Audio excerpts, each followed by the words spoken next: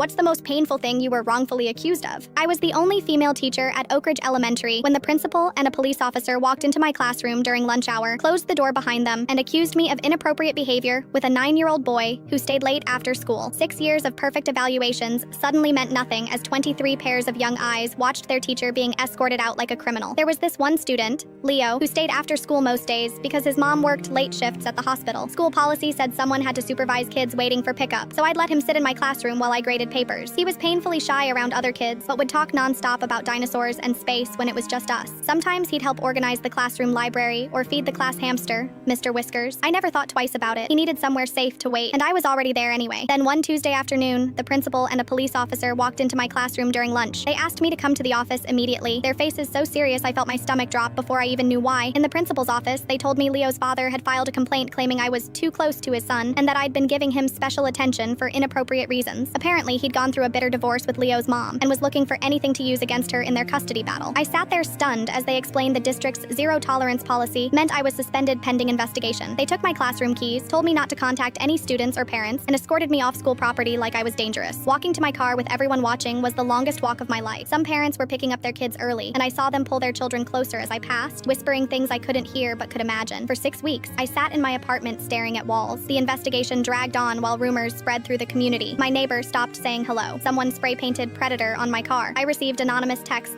telling me to unalive myself. The teachers' union lawyer told me to stay off social media and not respond to anything, so I just sat there watching my life and reputation disintegrate post by post, rumor by rumor. The worst part wasn't even the investigation. It was knowing Leo probably thought I'd abandoned him. He already had trust issues from his parents' divorce, and now another adult had suddenly disappeared from his life without explanation. I wondered if he blamed himself somehow, the way kids often do. I'd lie awake at night thinking about him sitting alone in the office instead of talking about his dinosaur books, and it broke me in ways the investigation couldn't. When the school board finally cleared me of all allegations, they offered my job back like they were doing me a favor. The principal called it good news in an email that didn't even include an apology. The district sent a formal letter to parents explaining I'd been exonerated, a word that sounds like I'd still done something wrong but couldn't be proven guilty. They suggested I return after winter break for a fresh start. I went back because teaching was all I had, but nothing was the same. Parents requested their children be moved to other classrooms. Teachers who'd been my friends suddenly needed to run to a meeting whenever I entered the break room. And Leo, he'd been transferred to another school entirely. His mom came to see me once crying, saying she was sorry but the damage had been done. Leo had nightmares now and was afraid of female teachers. Yesterday, I found out what really happened. Leo's father was arrested for physically doing something to his new girlfriend's son. During the investigation, they discovered he'd made false accusations against several people in his ex-wife's life, her new boyfriend, her brother, and me, all to try winning custody. And standing there with the phone in my hand, hearing the detective's casual apology, I realized no official statement would ever erase those whispers at the grocery store or give me back the career I loved that now felt tainted by a single lie.